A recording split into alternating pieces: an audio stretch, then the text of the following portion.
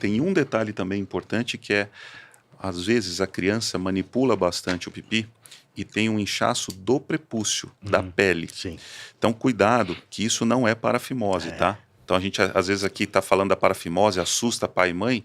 Muitas vezes a criança vai chegar e dizer, pai, mãe, olha aqui, ó, tá diferente. Aí você vê a pele do prepúcio, né? Perdão, o prepúcio, né? Que é a pelezinha, ele está mais inchado. Sim. Mas isso não é uma parafimose. A parafimose é quando a pele está lá embaixo e a cabeça, a glande está inchada e você não consegue trazer a pele para cima da glande. Tá? Então são coisas diferentes para não assustar aí os pais. Exatamente. E doutor, sobre a fimose, até que ponto é normal? Existe um consenso entre os especialistas ou a gente vai do bom senso de cada um, né? Como isso funciona para identificar quando é necessária a cirurgia, quando não? A gente acaba ponderando, né? Tem que ter o bom senso, né? O consenso não existe, né? Existem todos os trabalhos que guiam a gente, orientam a gente para o tratamento, né? Mas quando a gente vai nos congressos de urologia pediátrica, tem lá o dia que tem um médico que fala, olha, eu opero mais tarde. Né? Teve no último congresso isso, inclusive. Era um quadro falando, eu opero mais tarde, eu opero mais cedo, e cada um defendendo o seu ponto de vista. E são todos os argumentos são plausíveis, né? Mas o que se sabe é que quanto antes a gente faz esse tratamento, e essa é a minha concepção, e é o que eu explico para os pais, quanto antes a gente faz esse tratamento, menos a gente expõe a criança a risco, que é todas as inflamações e infecções da infância, né? Que são as postites, as balas no postite, as infecções urinárias. Infecção urinária eu falo para os pais, né? Infecção urinária adulto é muito diferente de uma infecção urinária num bebê, né? Em adulto a gente toma um remedinho, às vezes vai trabalhar e tá tudo bem. Infecção urinária no bebê faz sepse e vai para UTI. Né? Então a gente fica muito preocupado em expor uma criança a esse risco, né? Então, quanto antes a gente faz o tratamento, melhor, tá? Antigamente se achava que era depois do desfraude, isso não é mais aceito, né? A gente sabe que não tem fator protetivo, o prepúcio cobrindo a glande como proteção para algum tipo de infecção ou contaminação. Pelo contrário, fica mais difícil de lavar e fica lá o cocô da fralda, a bactéria toda lá dentro e não consegue lavar, e aí sim ele vai ter alguma complicação, né? Então, quanto antes, melhor, né? A gente, quando tem complicação, né? Inflamação, infecção, a gente abrevia ainda mais esse tratamento, tá? Então, mesmo que seja uma criança muito pequenininha que tá tendo inflamação de repetição, gente, vamos fazer bem pequenininho, o resultado fica ótimo. O pós-operatório é maravilhoso quando é pequenininho para a criança e principalmente para os pais, né? Eu falo isso para os pais. Pai, operar o seu menino de 3, 4 anos de idade de fimose, pós-operatório ele vai lavar, vai ficar meio bravo nos 2 primeiros dias, terceiro dia ele vai estar pulando como se nada tivesse acontecendo. Fazer isso num cara de 15 anos de idade é a terceira guerra mundial em casa. Assim, ele não deixa nem você entrar no banheiro, mas para você passar pomada no pipi, imagina que a mãe vai ver o pipi. Não tem como. Né? Então é muito mais fácil, né, o pós-operatório para os pequenos. Isso, né? isso é bem real. Eu sei porque ele operou meu filho e eu falo que os primeiros 2 dias parecia que eu estava exorcizando meu filho para limpar. Era, vamos entrar no banho, vamos, já te olha assim com aquela cara. Né? Aí você, assim, segura de algum jeito, porque você tem que limpar.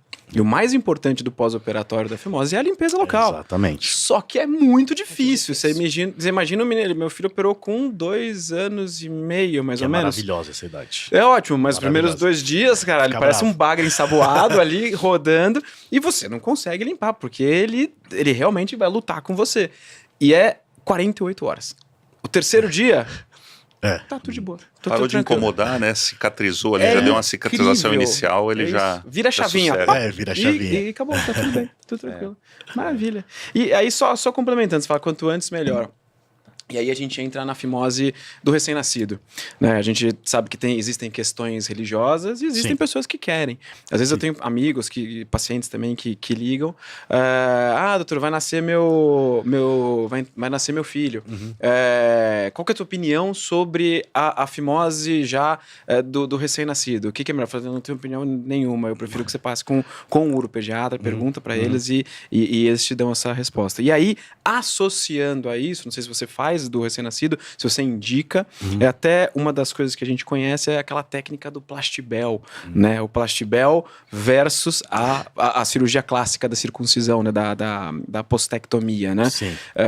Queria que você desse a sua opinião. Eu realmente não faço Plastibell, não gosto do Plastibell, mas eu queria saber a sua opinião sobre essas duas coisas. Bom, em relação ao tratamento da criança pequenininha, né? Eu sou super a favor, né? Porque a gente está protegendo ela de algumas comorbidades que ela vai ter na infância, com todas essas inflamações e infecções. Depois, quando começa a namorar, lá na adolescência, um monte de queixa, porque é difícil, porque dói, porque sangra, porque arde. E na idade adulta depois as doenças sexualmente transmissíveis. Então, acho que é uma coisa que a gente está prevenindo, né? Obviamente, se a criança não tem fimose, né, e é um desejo dos pais, eu explico para eles qual que é a situação, né? Eu falo, olha, ele por enquanto aqui não tem uma indicação formal de fazer o tratamento, tá? A gente sabe que esse tratamento é preventivo, vai facilitar a vida de vocês para limpeza, para higiene, e vai facilitar a vida dele prevenindo todas as doenças, tá? Então, se os pais têm desejo de fazer o tratamento, eu indico, eu sou super a favor, porque eu acho que é uma coisa muito protetiva para a criança, tá? Em relação ao Plastibel, eu também não faço, tá? Eu vi muito, né, fazer na formação, e eu costumo deixar eu inclusive explico a técnica para os pais, né, e abordo bem as duas técnicas e falo, vocês que escolhem, né? Então o Plastibel é aquela técnica que tem um anelzinho de plástico, que é uma prótese, né, que põe lá por dentro da pele do pipi do menino, e por fora a gente usa um barbante cirúrgico, né, que amarra. Então o processo de tratamento, na verdade, é por causa de um processo isquêmico da pele, né? O anel cai porque a pele fica isquêmica, morre, né? E aí esse anelzinho cai depois de um tempo. Nesse meio do caminho, tudo pode acontecer, né? Então, pode cair o anel antes da hora e sangrar, pode ficar de um jeito que você não desejava, porque é muito difícil de enxergar o quanto você deixa, de medir ali, às vezes, o quanto que você deixa de mucosa, o quanto que você quer deixar de pele. Pode a cabeça do pipi, a glande, passar pelo meio do anel, essa situação crítica que é horrível de ver, né? Então, tem muita complicação a técnica, apesar de ser uma técnica que, para o cirurgião, fica muito mais prático, né? Mas eu falo para os pais, eu prefiro perder mais 20 minutos aqui nesse tratamento, fazer a cirurgia plástica com pontinho absorvível, não vai ter que tirar nada depois, o pontinho sai no banho, não tem anel, não tem barbante, do que a gente lidar com complicação no pós-operatório de uma cirurgia que teoricamente é para não ter complicação. E acho que você tem mais controle da técnica, Sim, né? Acho que com você tem mais certeza. controle do que você está fazendo, do que vai acontecer. Você não precisa depender muito do que será que vai acontecer, né? Então acho que eu concordo plenamente. O resumo da ópera, então, pra gente, que a gente fala no dia a dia, é assim, o Plastibel é ótimo para o cirurgião, mas péssimo para os pais e para a criança.